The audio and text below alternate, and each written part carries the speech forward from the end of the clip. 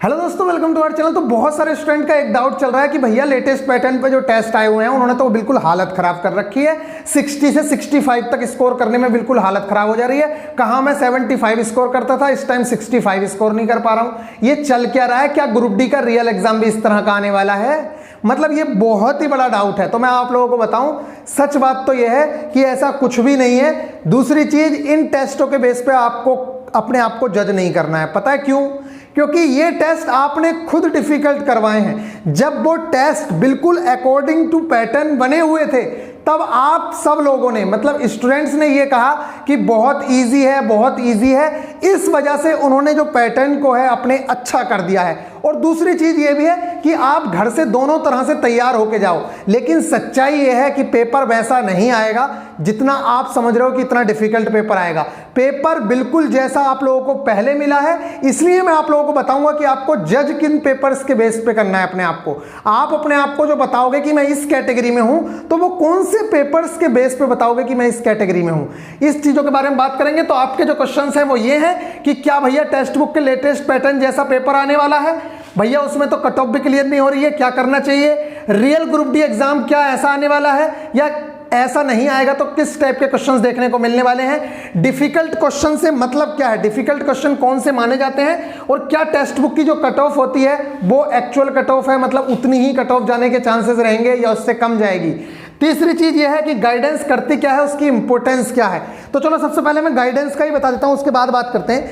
Guidance पता क्या करती है? जैसे ये टेनिस ग्रैंड स्लैम है, क्या है ये? टेनिस ग्रैंड स्लैम दिख रहे हैं। गाइडेंस ये करती है कि सिर्फ और सिर्फ ये वाली चीज आएगी जिस पे मार्क किया है। बाकी जो ज्यादा ओवर स्मार्ट बच्चा है और उसको नॉलेज भी नहीं है, देखो अगर नॉलेज है ओवर स्मार्ट बनना अच्छी बात है। अगर आपके पास नॉलेज नहीं है और आप ओवर स्मार्ट बनने की कोशिश करो, जैसे कि मान लीजिए किसी ने आपको बुक बताई कि भाई स्पीडी से कवर कर ले। अरे स्पीडी से तो कवर करने उसने बता दिया, लेकिन उसने ये बताया कि कौन सी चीज में से क्या पढ़ना है, ये गाइडेंस में बताया जाता है आपको। आप जैसे ये देखो, इसमें कितने सारे नाम है। एक साल में 4 टेनिस ग्रैंड स्लैम होते हैं और 2 साल तक के रेलवे पूछता है। मतलब पिछले आपसे 1.5 साल का तो पूछेगा ही पूछेगा। 2021 से लेके अब तक के जितने भी टेनिस ग्रैंड स्लैम हुए वो आपसे सारे के सारे पूछे जाएंगे। अब आप ये बताओ, जब 6 या 8 टेनिस ग्रैंड स्लैम हो गए, तो आप खुद सोचो, जब आप एक चीज से इतना याद करोगे तो क्या आपको याद रह पाएगा? कभी याद नहीं रह पाएगा। इसलिए रेलवे भी हमेशा इंपॉर्टेंट मतलब मेन सिंगल्स और वुमेन सिंगल्स से ही क्वेश्चन पूछता है। अब डिफिकल्ट क्या है?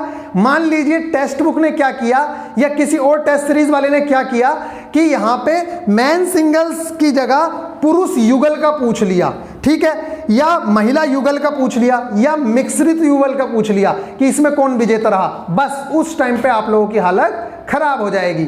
जब युगल की बात पूछेगा तो 2-2 नाम और एक चीज में। इसलिए रेलवे कभी ऐसा नहीं पूछता है। और अगर भैया बिल्कुल ही आपका नसीब खराब है तब भले ही पूछा जा सकता है, लेकिन स्मार्ट बच्चा वो है जिसके 99% आने के चांसेस हैं, पहले वो उस चीज को कवर करेगा। अगर आपके पास फिर टाइम बचता है तब आप करिए। मैं तो नहीं कहूंगा कि इसमें इतने सारे नाम याद करिए। क्यों? क्योंकि अगर आपने 8 नाम याद कर लिए तो एक बार को क्वेश्चन करने के चांसेस हैं कि आप क्वेश्चन कर दोगे। और इसकी वीडियो मैंने प्रोवाइड कराई, अगर वो वीडियो देख ली तो उसके बाद क्वेश्चन नहीं छोड़ोगे। लेकिन अगर आपने इसके डबल वाले भी, मिश्रित वाले भी सब याद कर लिए तो एक क्वेश्चन नहीं कर पाओगे। समझ आ रही है ना? इसके 8 नाम याद करने में ही हालत खराब हो जाती है। वो तो आपको सिंपल वे में याद करवा दिए हैं। चलिए, तो गाइडेंस का मतलब आप लोगों को समझ आ गया होगा कि कौन सी चीज में से क्या पढ़ना है, आपके लिए क्या इंपॉर्टेंट है। अब जैसे सीईओ है, अब सीईओ क्या करेगा? एक बच्चा स्टार्टिंग से लेकर एंड तक रटना शुरू करेगा? ना भैया ना। सीईओ सिर्फ जो इंडियन ओरिजिन वाले बंदे हैं, मतलब इंडिया का कोई बंदा है या इंडिया से वो बिलोंग करता था पहले, या जो भी, उसका आपसे पूछा जा सकता है। या कोई बहुत बड़ा सीईओ है, चाहे कहीं का भी है, लेकिन वो अभी चर्चा में रहा है अपने इस्तीफे के कारण, किसी और चीज के कारण, वो पूछा जा सकता है। ऐसा नहीं है कि आपसे कोई भी सीईओ उठा के पूछ लेगा। समझ आ रही है ना? तो इन चीजों का ध्यान रखना, ये गाइडेंस करती है। दूसरी चीज, अगर कहीं की कैपिटल पूछी जा रही है तो वो ऐसे ही नहीं पूछी जा रही होगी, या कहीं की करेंसी पूछी जा रही है तो ऐसे नहीं पूछी जा रही होगी। या तो वो इंडिया के आसपास का देश होगा, या आपके पीएम श्री वहां पे गए होंगे, या वहां की कोई चीज, जैसे अभी यूक्रेन है, यूक्रेन युद्ध चला है रशिया का, तो इनसे रिलेटेड आपसे चीजें पूछी जा सकती हैं। यूक्रेन की कैपिटल पूछ सकता है, करेंसी पूछ सकता है, कुछ भी पूछ सकता है। चलिए अब यहां बात करते हैं, क्या भैया टेक्स्ट बुक के लेटेस्ट पैटर्न जैसा पेपर आने वाला है? तो बिल्कुल नहीं। मेरा कहना है बिल्कुल ऐसा पेपर नहीं आएगा। आपके पेपर में 5 से 10 क्वेश्चन बड़ी मुश्किल से डिफिकल्ट लेवल के मिलेंगे, बड़ी मुश्किल से। देखो, एक तो इस बार थोड़ी सी उम्मीदें हैं कि रीजनिंग में एक आध पजल घुसाएगा, लेकिन वो बहुत डिफिकल्ट लेवल की नहीं घुसाएगा, बहुत छोटी पजल होगी, उसे आप अटेम्प्ट कर लोगे। उसमें भी 4 लोग या 5 लोग बैठाएगा वो टेबल के पास, ज़्यादा से ज़्यादा 6, इससे ज़्यादा नहीं बैठाएगा, और उसे आप आसानी से बना लोगे। 5 लोगों वाला पहले भी आया था, मतलब 5 लोगों वाला तो लोग ऐसे बैठा लेते थे लाइन में और फिर उसे सर्कल बना देते थे, इतना सिंपल आया था, उसमें कोई बड़ी बात नहीं थी। तो इस बार भी ऐसे ही उम्मीद है, इससे डिफिकल्ट आने की कोई उम्मीद नहीं है। आप लोग एसएससी एमटीएस का पेपर देख लो, अभी टीसीएसई करा रही है, और लेवल 2 और लेवल 3 के जो एग्जाम हुए हैं उनसे आप अंदाजा लगा सकते हो। इसीलिए मैंने आप लोगों को वो सेंड किए थे, और अभी संडे से पहले जब हम टेस्ट लगाएंगे संडे के दिन, तो उस दिन मैं आपको एक टेस्ट, चाहे देखना ही, खाली लगाना मत, चाहे देखना ही, लेकिन उसमें जरूर से जरूर देखना है कि पेपर का लेवल कैसा आ रहा था, करंट कैसी पूछी जा रही थी, ठीक है, वो रहेगा एक्चुअल पेपर। तो ऐसा बिल्कुल भी नहीं है कि जो टेक्स्ट बुक के लेटेस्ट पैटर्न है वैसा पेपर आएगा। अब ये क्यों करा गया है? देखो, बच्चों ने उंगली की जबरदस्ती कि इन्होंने पेपर जो है पैटर्न के अकॉर्डिंग ही बना रखे थे, मतलब जैसा पेपर ग्रुप डी का आता है। अरे आप ग्रुप डी का पेपर देने जा रहे हो यार, आईएएस का पेपर नहीं देने जा रहे हो। हाँ, मैं मानता हूं पिछली बार ऐसा हुआ है कि ग्रुप डी और जेई के और एएलपी के पेपर लगभग सेम थे, लेकिन तीनों ही इतने डिफिकल्ट नहीं थे, तीनों ही आसान लेवल के पेपर थे, बहुत ज्यादा डिफिकल्ट नहीं थे। तो जितना डिफिकल्ट हो सकता था वो लगभग मैं कह रहा हूं 95% पेपर सेम टू सेम आएगा। जैसे पहले पेपर आए हैं उसी लेवल का पेपर आएगा, बस कुछ नहीं अलग मिलना। साइंस आपको लगता है चेंज हो जाएगी? आपको लगता है कि पहले नंबर सिस्टम कुछ और था अब और चेंज हो गया क्या? बोर्ड मास पहले वाला अलग हो गया? कुछ चेंज नहीं हुआ है। और ये सोचो, जब हम गए थे तो हमारे पास बिल्कुल भी बेस नहीं था कि कैसा पेपर आएगा, क्योंकि उससे पहले तो आपको पता है पेपर कैसा आता था। उससे पहले तो पेपर किस चीज से आता था आपको तो पता होना चाहिए, किस चीज से आता था। पहले लूसेंट वगैरह से पेपर फंसता था, लेकिन जब हम लोग गए तो हमें पता चला कि भैया न्यूमेरिकल्स वगैरह क्वेश्चंस में पूछे जाने लगे। वो तो ये अच्छा था कि एएलपी से थोड़ा सा अंदाजा लग गया था, एएलपी के प्री से, कि भैया किस तरह का पेपर आने वाला है, समझ रहे हो ना। तो हमने पहली बार जाके फेस किया, आपके सामने तो सारे क्वेश्चंस अवेलेबल हैं, क्यों घबरा रहे हो यार। आप जब पेपर में जाओगे तो आप देखोगे कि यार कितना ईजी पेपर आ रखा है, मतलब सारी की सारी चीजें आपकी पढ़ी हुई होंगी। अगर आपने बशर्ते कॉन्सेप्ट्स के साथ अगर प्रीवियस ईयर लगा रखे हैं तो आपको बिल्कुल दिक्कत नहीं आएगी। और इनके टेस्ट के कट ऑफ, मैं बात करूं टेक्स्ट बुक की, तो टेक्स्ट बुक कोई भगवान नहीं है, हम कोई भगवान नहीं है, कोई कुछ, किसी को कुछ नहीं पता है। अरे यार एक बात बताओ, मेरे रॉ मार्क्स 70 थे 95 में से, क्योंकि 5 क्वेश्चन उसमें गलत थे, तो मेरे 100 में से 74 हुए। तो 74 अगर मैं घर आके कहूं मेरे तो 70 क्वेश्चन सही हो रहे हैं, मेरा सिलेक्शन हो जाएगा, तो नहीं होता ना। मैं मान लीजिए, वैसे मेरा अनरिजर्व में सिलेक्शन हुआ है, जबकि मैं ओबीसी से बिलोंग करता हूं, लेकिन बाद में नॉर्मलाइजेशन 90 हो गए। जब आप पेपर दोगे तो आपको पता चल जाएगा कि आपके पेपर का लेवल थोड़ा डिफिकल्ट है। अगर आप 80 स्कोर घर से कर रहे थे इजी लेवल में और आपके वहां पे 70 अटेम्प्ट हो रहे हैं, इसका मतलब है पेपर थोड़ा डिफिकल्ट आ गया है। ठीक इसी तरीके से अगर कोई उस टाइम इस पेपर में 50 वाला भी बच्चा था तो उसने भी सिलेक्शन लिया है, क्योंकि 50 वाला बच्चा था, उसके 95 में से 50 आए, 100 में से उसके 54 हो गए, और उसके बाद नॉर्मलाइज होकर उसके 70 मार्क्स हो गए, और 70-72 पे सिलेक्शन हो गया था। तो बिल्कुल इन चीज़ों से और इनकी कट ऑफ से इतना सा भी नहीं घबराना है, मैं आप लोगों को बता रहा हूँ। अगर आप घबराओगे तो ये अपने साथ गलती कर रहे हो। अरे यार, आप शिद्दत के साथ ये जो सिलेबस है ना, इस सिलेबस को कंप्लीट करिए पहले, और जो पहले चीजें सिलेबस में दी हैं उस चीज को करिए, जो आपके एग्जाम में प्रीवियस ईयर आए हुए हैं पहले उनको करिए, उसके बाद टाइम बचता है तो कुछ करिए। देखो, 2 तरह के बच्चे होते हैं, एक बात बता रहा हूं मैं। डिफिकल्ट क्वेश्चन किसके लिए हैं, किसको करने की जरूरत है? मान लीजिए 10 क्वेश्चन में से एक डिफिकल्ट क्वेश्चन आ गया, तो स्मार्ट बच्चा वो है, अगर वो वीक है और वो स्मार्ट स्ट्रेटेजी के साथ पढ़ रहा है तो वो इस एक क्वेश्चन के पीछे नहीं पड़ेगा, पहले वो उन 9 क्वेश्चन के पीछे पड़ेगा या उन 99 क्वेश्चन के पीछे पड़ेगा जो इजी हैं, जिसे वो कवर कर सकता है। और बेवकूफ बच्चा क्या करेगा, उन अपने 99 को छोड़ के इस एक क्वेश्चन के पीछे पड़ जाएगा। अब स्मार्ट बच्चा एक है जिसका पहले से बहुत अच्छा हो रखा है, जैसे मान लीजिए कोई बच्चा 70-75 पहले से स्कोर कर रहा है, तो उस बच्चे को इस डिफिकल्ट क्वेश्चन को देखने की जरूरत है। लेकिन अगर आप ये देख रहे हो कि मेरे पेपर में 95 क्वेश्चन इजी लेवल के हैं, तो आप पहले 95 को कवर करिए, क्योंकि सिलेक्शन ये 95 दिलवाएंगे। इजी क्वेश्चन का भी उतना ही मार्क्स है, हार्ड क्वेश्चन का भी उतना ही मार्क्स है, और हार्ड आ भी गया तब भी आपसे एग्जाम में होना मुश्किल हो जाएगा। इसलिए आप लोगों से बार बार रिक्वेस्ट है कि प्लीज आप ज्यादा उन पर लिपटिए मत कि अगर कोई क्वेश्चन बहुत डिफिकल्ट है। हाँ, कुछ क्वेश्चंस जैसे कुछ निश्चित हैं, टाइम एंड वर्क से क्वेश्चन डिफिकल्ट आएगा, ये निश्चित है, इसलिए उसके लिए तैयार रहो। पाइप एंड सिस्टम से क्वेश्चन डिफिकल्ट आएगा, उसके लिए तैयार रहो। तो कुछ चीजें हैं जो डिफिकल्ट लेवल की पूछेगा, तो उसके लिए आपको तैयार रहना है। और बोर्ड मास वाला रूल है, थोड़ा सा उलझा भी सकता है, वो थोड़ा उलझाएगा बोर्ड मास वाले रूल में, तो आपको तैयार रहना है उस चीज के लिए। अगर आप तैयार नहीं रहोगे तो फंसोगे फिर। मतलब जो चीजें पहले से पता है कि वो हार्ड आएंगी वो तो ठीक है, लेकिन जिनका हमें पता है कि वहां से इजी लेवल के क्वेश्चन ही 95% फंसने में, जैसे मान लो ट्रिग्नोमेट्री है, तो ट्रिग्नोमेट्री तो बहुत बड़ी होती है, लेकिन आपके एग्जाम में कितनी आ रही है? आपके एग्जाम में सिर्फ वो 5 फॉर्मूलों से ही क्वेश्चन पूछता है। जो 10th में एनसीईआरटी में 5 फॉर्मूलाज हैं, उसी से रिलेटेड जितने क्वेश्चंस बनते हैं वो 95% क्वेश्चन वहीं से पूछेगा। उसके बाद 5% में बाकी चीजें पूछता है, अदरवाइज वो नहीं पूछता।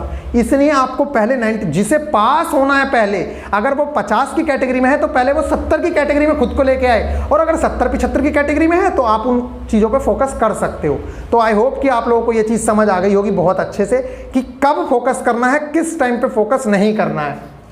इसके बाद रियल ग्रुप डी एग्जाम कैसा आने वाला है? तो रियल ग्रुप डी एग्जाम ऐसा ही आएगा जो आप अभी प्रीवियस ईयर में मार्क्स गेन कर रहे हो, विश्वास मानना इससे ज्यादा मार्क्स गेन करोगे वहां। क्यों पता है?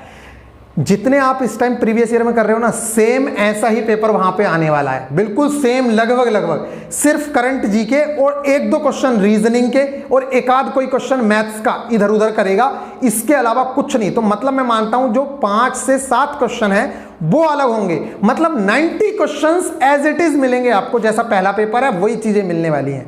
तो जब 90 क्वेश्चंस मिलेंगे तो आपको 90 में से ही 70 स्कोर करने की कोशिश करनी है, और 10 क्वेश्चन अगर उन्हें छोड़ भी दो तो आप ये मानिए कि अभी जो आप ग्रुप डी के स्कोर कर रहे हो ना, तो उसमें 2017 की जीके है, आपको 90, वो आपको 21 और 22 की जीके मिलेगी।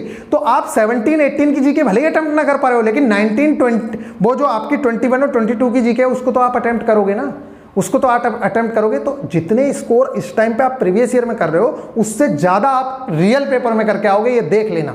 ये कोई बड़ी बात नहीं है, करके आओगे आप लोग, ये सच्चाई है बिल्कुल। इसलिए मैं आप लोगों से कह रहा हूं कि घबराना नहीं है। आप अपने आप को अगर जज कर रहे हो तो उन पेपर्स के बेस पे करना जो पुराने पेपर्स थे। ये तो पेपर जो अभी डाले गए हैं ये आप लोगों की डिमांड पे डाले गए हैं, क्योंकि सब लोगों ने हल्ला मचा रखा था कि टेक्स्ट बुक के जो टेस्ट हैं उनका लेवल बहुत बेकार है। और एक बात और याद रखना, जब कोई आदमी पेपर डिफिकल्ट करता है ना, डिफिकल्ट का मतलब क्या होता है? डिफिकल्ट का मतलब होता है कि अगर वो टेनिस ग्रैंड स्लैम में मेंस सिंगल पूछ रहा था, वुमेन्स सिंगल्स पूछ रहा था, लेकिन अब उसने पूछ लिया महिला पेयर वाला या महिला युगल में किसने जीता है, तो क्वेश्चन डिफिकल्ट हो गया, क्वेश्चन डिफिकल्ट हो गया। अभी क्वेश्चन पूछ रहा था ग्रुप डी के अंदर सीधा कि भैया अर्थशास्त्र किसने लिखी, अब अर्थशास्त्र किस विषय पे लिखी गई, ये थोड़ा सा और डिफिकल्ट हो गया।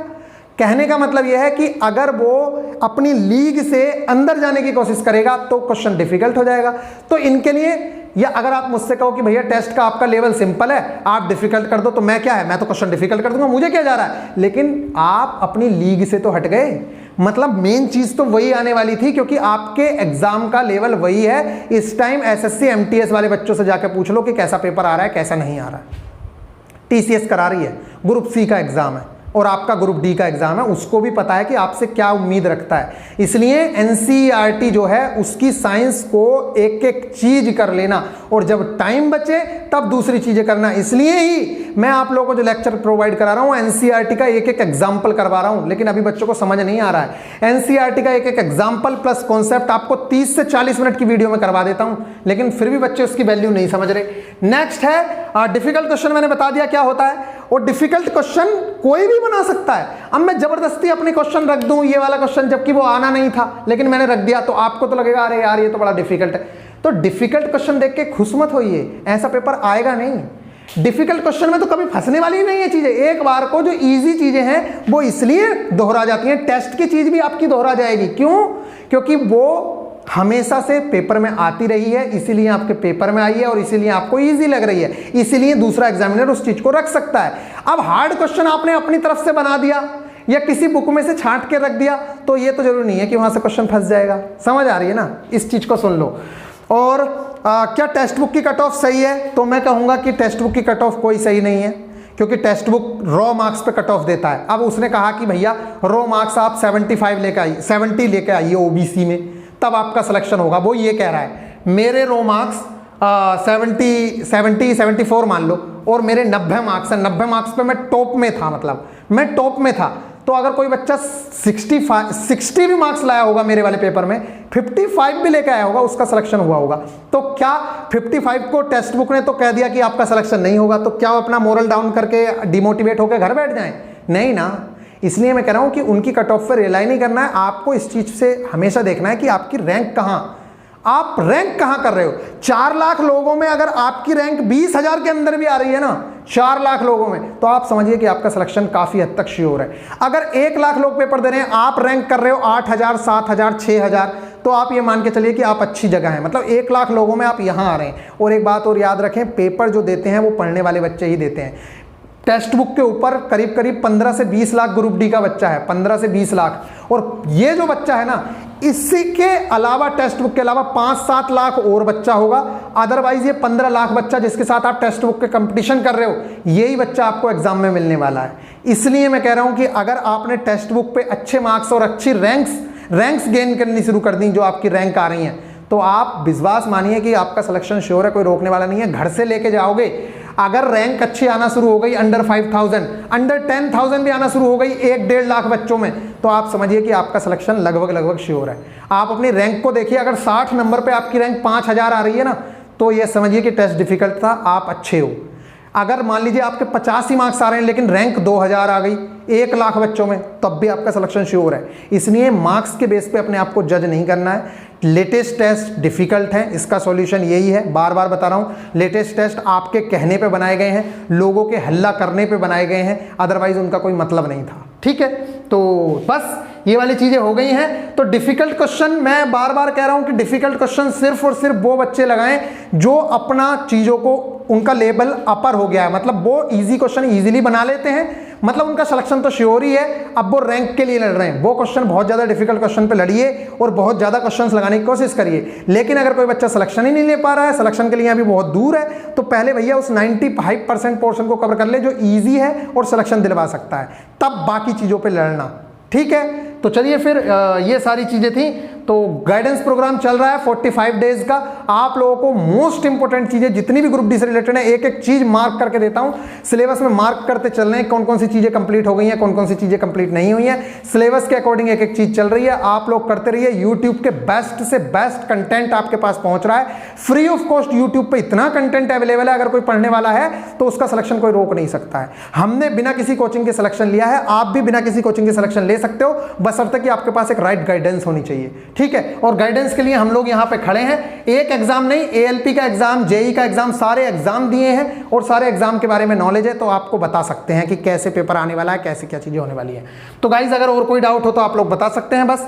तो टेक्स्ट बुक की कट ऑफ पे कभी अपने आप को जज नहीं करना है कि क्या कट ऑफ है, और जो लेटेस्ट पैटर्न के टेस्ट हैं वो सच में डिफिकल्ट हैं, उनके चक्कर में ज्यादा, मतलब पेपर देना है, तैयार रहना है, लेकिन उसके चक्कर में इतना नहीं पढ़ना है कि अपना मोरल डाउन कर लेना है कि मेरे तो 50 ही नंबर आ रहे हैं। ठीक है, आप प्रीवियस ईयर पे ध्यान दीजिए, क्योंकि 80 नंबर का सिलेबस तो सेम टू सेम आना है यार। 20 नंबर की जीके ही तो चेंज हो रही है, और 20 नंबर की जीके में भी 10 नंबर का स्टैटिक सेम है, सिर्फ 10 नंबर की करंट अलग है। इसलिए टेक्स्ट बुक पे जो प्रीवियस ईयर है वो लगाना इंपॉर्टेंट है आप लोगों के लिए, क्योंकि प्रीवियस ईयर के जो क्वेश्चंस हैं वो 90 क्वेश्चन 100 में से ऐसे ही आने वाले हैं, क्योंकि स्टैटिक चेंज नहीं होने वाला है, मैथ्स चेंज नहीं होना है, साइंस चेंज नहीं होनी है, रीजनिंग चेंज नहीं होनी है। एक ही चीज चेंज होनी है, वो है 10 नंबर की करंट, और 10 नंबर की करंट आप कर ही रहे हो। इसलिए घबराना नहीं है और अपने प्रीवियस ईयर पे ध्यान देना है, और उसके बेस पे खुद को जज भी करना है। मेन चीज अपने आप को रैंक के बेस पे ही जज करें। मिलेंगे फिर नेक्स्ट वीडियो में, ख्याल रखिएगा, टेक केयर। किसी का कोई डाउट रह जाता तो बता देना। लंबी वीडियो है लेकिन सारी बातें इंपॉर्टेंट है, इसलिए आपको बतानी जरूरी थी। और अगर किसी को टेक्स्ट बुक का टेस्ट सीरीज लेनी है, वो GSP 10 यूज कर सकता है। GSP 10 आप लोगों को छूट मिल जाएगी इस पे, और 370 के आसपास का आप लोगों को मिल जाएगा। पहले 360 का मिल रहा था, अब 370 या 74 के आसपास का आपको मिल जाएगा। तो GSP 10 यूज करके आप लोग टेस्ट सीरीज परचेज कर सकते हैं। मिलेंगे फिर नेक्स्ट वीडियो में, ख्याल रखिएगा, टेक केयर।